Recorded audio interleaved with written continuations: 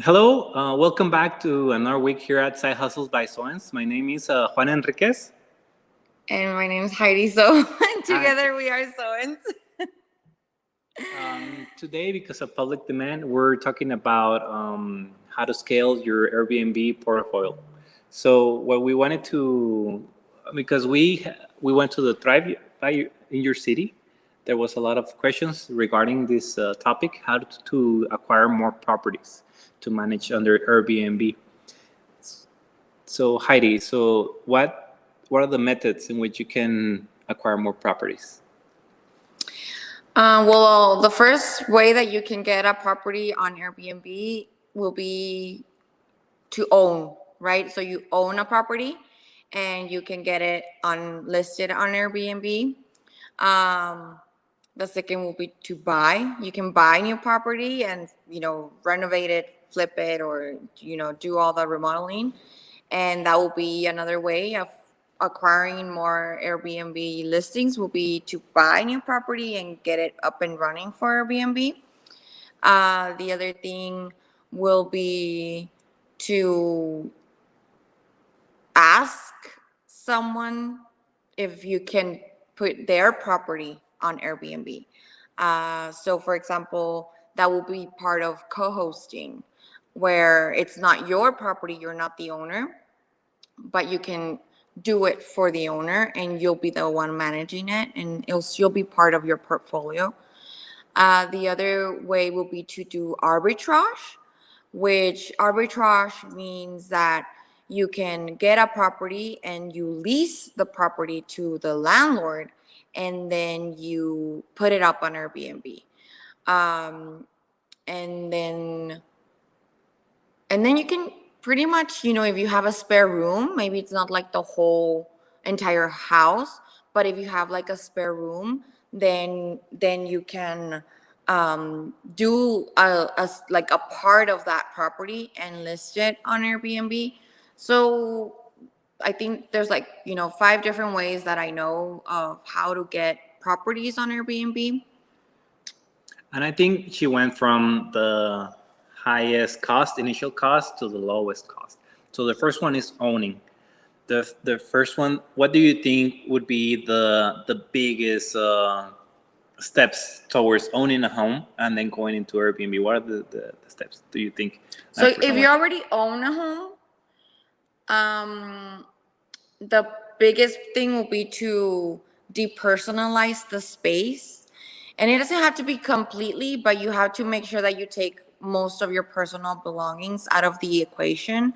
For example, all your clothes, all your closet space, all your personal items from, what you use inside the bathroom, all of those things, like you would have to remove them so that you can leave a clean and, aesthetic place for other people to come and feel like it's someone's home, but don't feel like they're using your things, that you use personally, like on your body. So that's one of the things that it's when it's your home, how can you, depersonalize it enough so that it can be part of Airbnb.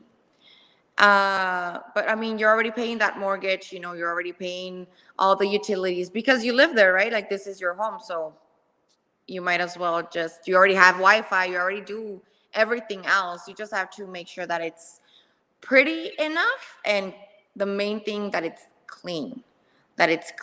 everything that they're using, that you'll have like a section specifically for like your guests, where your towels won't be their towels. Like, if you're gonna use your home, like you're gonna go buy new bedding, new towels for them to use, so that you can place exactly those towels for them. It's not gonna be like, it's your typical, use of towels that are gonna be placed at the Airbnb. Okay, for the second one, co-hosting. Okay, so how would you go about finding properties that someone else owns and for you to put them in your Airbnb? So I usually, I don't go looking out for properties. They come and look for me. um, but a way that you can start your co-hosting business, obviously, it's you first have to be a host. It's very hard for you to want to become a co-host if you've never been a host? So how can you actually help me and alleviate my workload if you don't know what you're doing? You've never been a host on Airbnb, so how can you be a co-host? So it's tricky. You first have to be a co-host. You have to know what you're doing, and then you can actually offer these services of management to other people. Now, those people will most likely, once they know about you, they'll reach out to you. But if that's not the case, then you can definitely, I've approached I once approached a property landlord. They had a couple of apartments, and I told her about it. I was like, hey, I do Airbnb. I don't know if you'll be interested of me actually taking one of your units and making it for Airbnb. I'll manage it for you, and that way, you get the better of the stick. But for me, it's just like I have more properties, and I'm taking a commission out of managing this whole apartment complex, right? So that's one way to do it. And the other ways that I've become co-host for other people, it's actually them reaching out to me and asking, hey, I have this property, it's vacant. Can you put it on Airbnb? And I check out the property, I tell them about, what I think that it's gonna be their profit, and they take the decision. These people that I work with right now, they're not random people. I don't take every client. I'm very picky with my clients because I have to make sure that they are up there where they're gonna be up to my standard. It's not gonna be like they want to do whatever the hell they want. The house is gonna be a mess, or there's gonna be things like happening. That doesn't work with me. Like I don't like that. So when I talk to them and I explain how I am, I put out my contract and I explain each section where they do know that it has to be up to my standard in order for me to take on their property.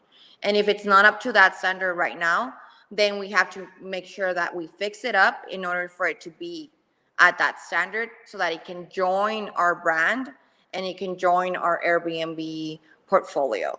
But I mean, for co-hosting, all I would say it's just, reach out to people, reach out to hosts, or reach out to people that they already own properties. So like, for example, if you have like an uncle and you know that he doesn't live there and they just come in like very random times, but they don't want to rent it because they still use it sometimes.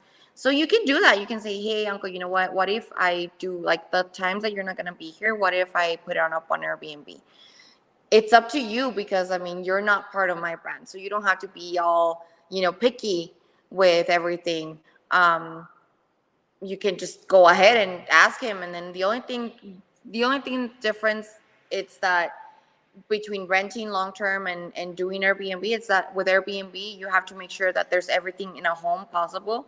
So you have to have everything in the kitchen, everything in the bathroom, in the bedroom. You have to have all fully furnished. It can't be like, oh, here's a bed. Not three forks. Yeah. Like, We've no, like, seen that. yeah, we've seen where they just have like a spoon and a fork and that's it, but you have to make sure that it's up to that, you have everything, because someone will be staying here, even if they stay here for a weekend or if they stay here for a week. Right now, I got someone checking in today. They booked through Airbnb for 6 months. And I hate that. I hate it when they stay for so long because, I can't be going in as I wish. So then I have to be asking like, hey, we're going to do inspection. We're going to do this. We're going to do that. Because if I let them be for 6 months, that apartment, I don't know what to expect once they check out. So I usually don't do more. When I do leases, I don't do more than 3 months. But with Airbnb, I really don't have like Still, 3 months is enough time for a tenant to ruin yeah, an apartment. yeah. So, but yeah, I Okay, mean, so number 3 is arbitrage. So can you tell us about? So arbitrage, like I mentioned, is that you want to be a host, right? You want to put it up on Airbnb. Um, I recommend that if you're gonna do that, you talk to the landlord. You And let don't them go know. behind the back, because if you do that, you'll get evicted. So yeah, like if they find out and they don't like that, you'll be evicted. So make sure that you don't put yourself in that position where, imagine you already have like future bookings and then you get evicted and then now you have to cancel all those bookings. So then what are you going to do? Right? Yes, and that's something that on the properties that we manage, we don't have. And it is because there's smaller margins of earnings. Let's say the biggest one is that you already own the property. The second one is that you actually are purchasing something and then renting it out, but still your own.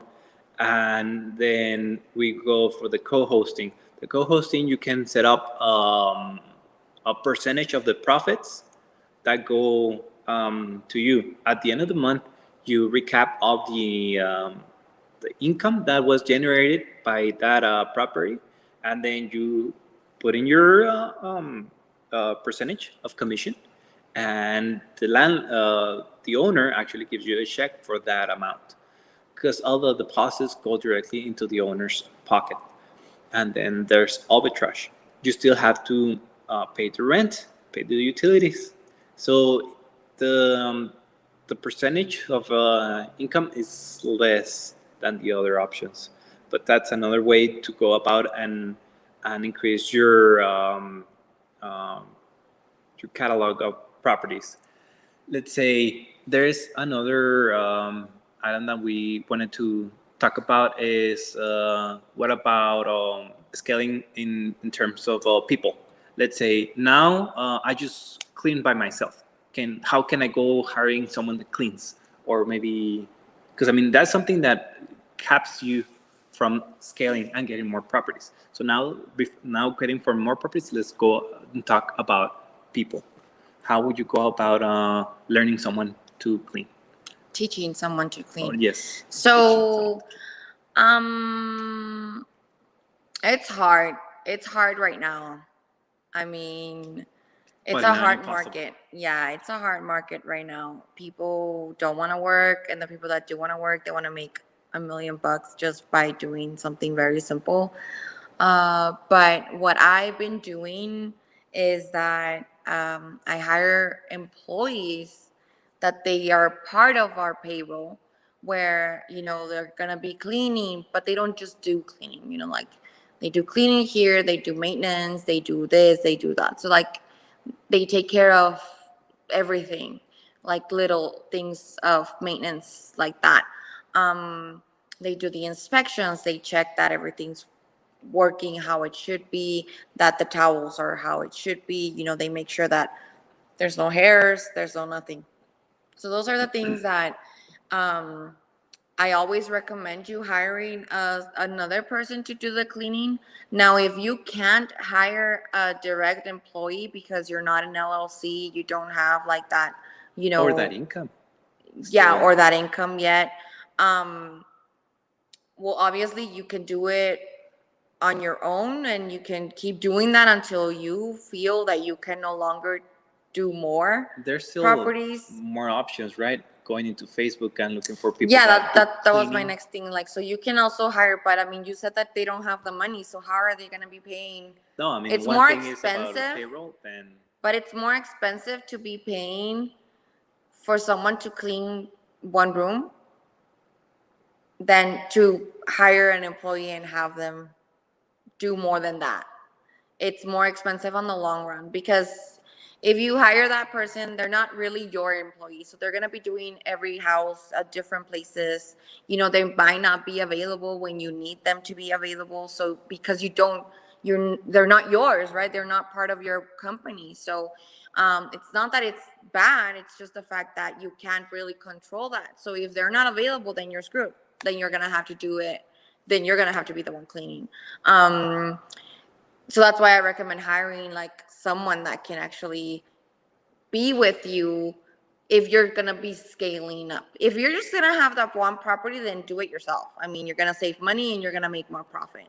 But if you wanna get more properties, like let's say starting like at 5 or more, you definitely need someone to help you clean and keep that, maintenance issues and keep doing all that, because it gets heavy on you. And then you can do the inspections. So they can clean, and then you can come in and then you do the inspections. You check that everything's fine, that everything looks okay, that, the towels are where they're supposed to be, that there's enough towels for the people that are going to be staying. Because at the end of the day, the person that knows how many people are coming into that room, it's just you, because it's your Airbnb account. You're the host. So your cleaning staff, they don't know. They don't know if it's just going to be one person or two persons or four persons on that apartment. So you have to make sure that when you do go back and check and do the inspection, you know exactly that this is how many towels, this is how many this is how many that. So that's what's important. And then the other thing that I recommend, it's just, hiring that person. But if you outsource, they here in El Paso, this is just in El Paso, I don't know anywhere else, but in El Paso, they charge between $50 to like $80 for a 1-bedroom apartment. And I mean, you're not really charging that on your cleaning fee. I charge like 45 sometimes, or 50, or like for my 2 bedrooms, I charge like 65 or 75 for the cleaning fee, because I have like the payroll people. Now, I've seen houses where they charge $150 for cleaning. Well, because they're outsourcing to someone to come and clean, and that's what they're charging them directly. Like, oh, you have a 3-bedroom, 3-bath house. Okay, I'm going to charge you $150 to come and clean that house. So then they have to pay that directly, and they don't want to pay it out of their profit. Okay. So then they charge the guest that cleaning fee. I never do that, because I don't like the guests to feel like, oh my God, this is so expensive for me to just stay here 2 nights, and yet I still have to pay the $150 cleaning fee. Like, I don't do that. I prefer to take that and eat that cost up than to have a guest feel like they're paying a lot for a cleaning service, and then later they're gonna be so like picky and be like, oh, but this wasn't even clean, oh, this and that. People don't get that they're paying for a cleaning fee, not for the room to be clean. They're paying the cleaning fee for when they leave, you can pay someone to clean whatever the hell they left behind. That's what the guest doesn't get. Like, they think it's like, I paid cleaning fee for the room to be spotless. And it's not that it shouldn't be spotless, because it always should be spotless if you're always charging that cleaning fee to any guests. But it's just like, that's the difference, right? Like, you're paying your cleaning fee up front, and we're charging you that cleaning fee without knowing what mess you're actually gonna make or what you're gonna be leaving behind. So we don't know. All we can do is just charge that cleaning fee and expect that it'll cover enough of the expense so that it doesn't eat up our costs, our profit. And is there any more persons that you would like to add in a scaling program? Let's say maintenance. Yeah, so I would always recommend a personal assistant. I need a personal assistant right now. I'm hiring. But yeah, I recommend, well, one, a personal assistant. I recommend someone that will do like that extra hosting for you, like, so they can take care of some properties that you'll be. So for me right now, I have like 25 properties that I'm managing just in El Paso. So I hired someone, and they're gonna be. I'm gonna give them some properties so that they can take care of those properties. So I don't have to be responding to every single message of every single property anymore, because it's getting too much. so that's what I'm trying to do. I also recommend hiring a cleaning lady, or a cleaning person that will help you with all the cleaning. I recommend hiring a maintenance guy that he's gonna be your handyman, your jack of all trades, that they can fix something issues quickly, or fix a wall, fix this, figure out about the AC or whatever. So those are things that we can work on. That you can hire. What else? An inspector. I will recommend hiring an inspector or asking that, personal assistant slash co-host to do that part as well, where they run errands, they go to shopping, they do the inventory, they do the inspections about the properties, so that we make sure that they're ready for someone else, for someone to check in. So right now, before we did this live, I was inspecting 2 apartments because they're checking in right now at 3 p.m.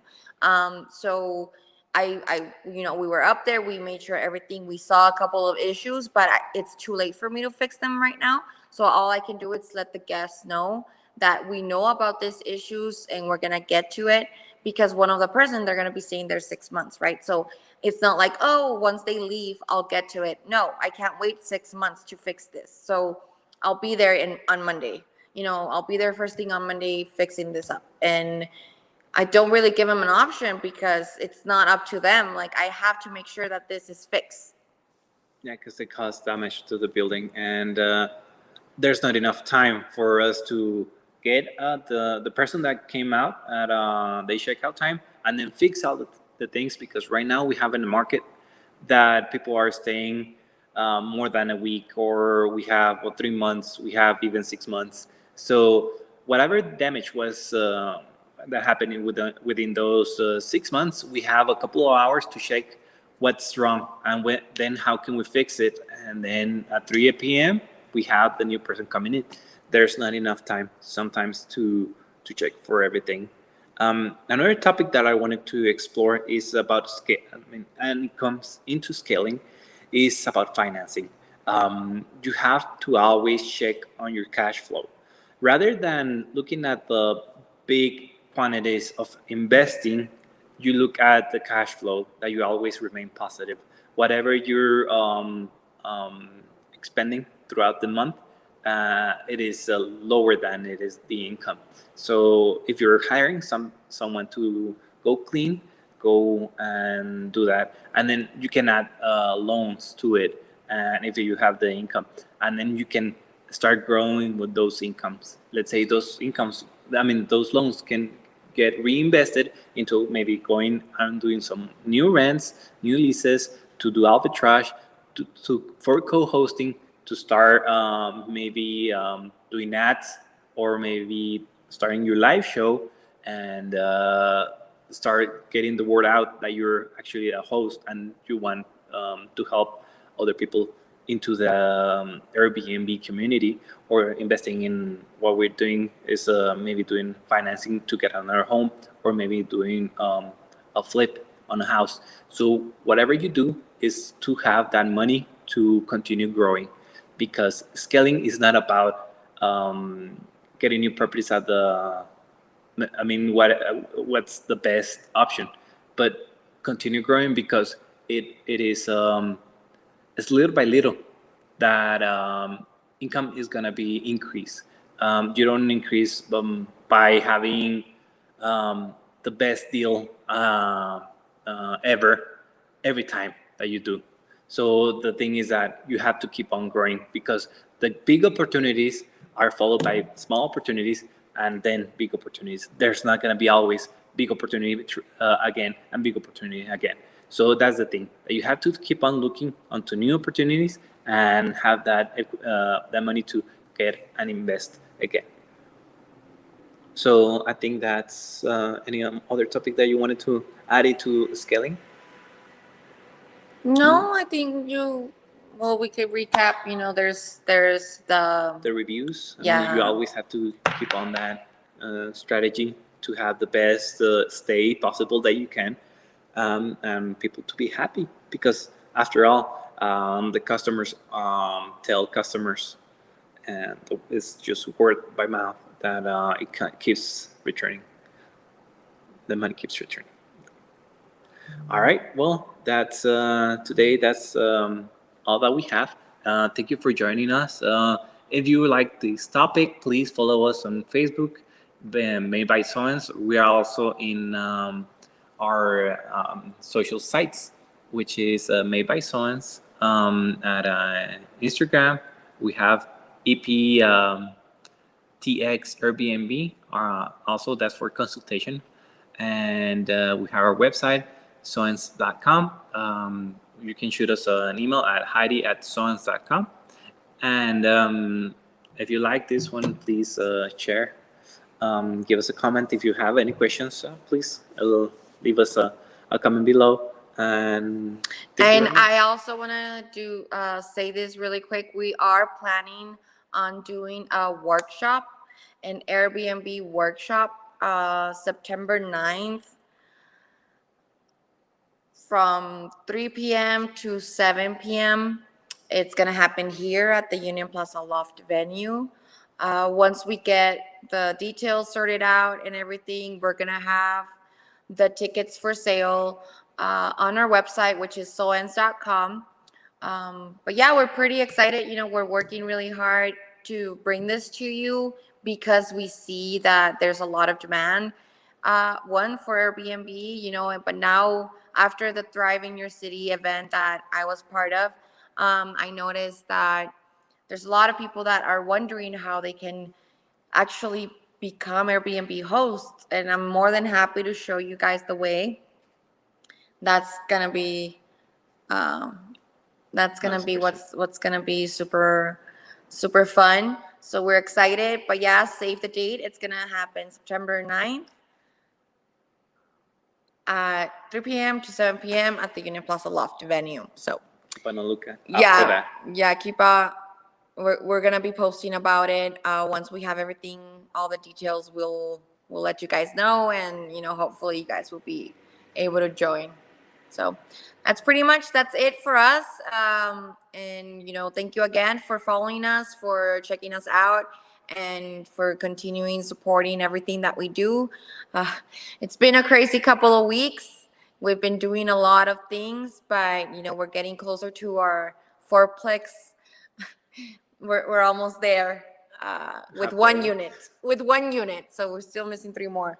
But yeah. So, anyways, thank you guys. My name's Heidi So, and this is Juan Carlos Enriquez, and we are Seoenz. So thank you. Bye bye.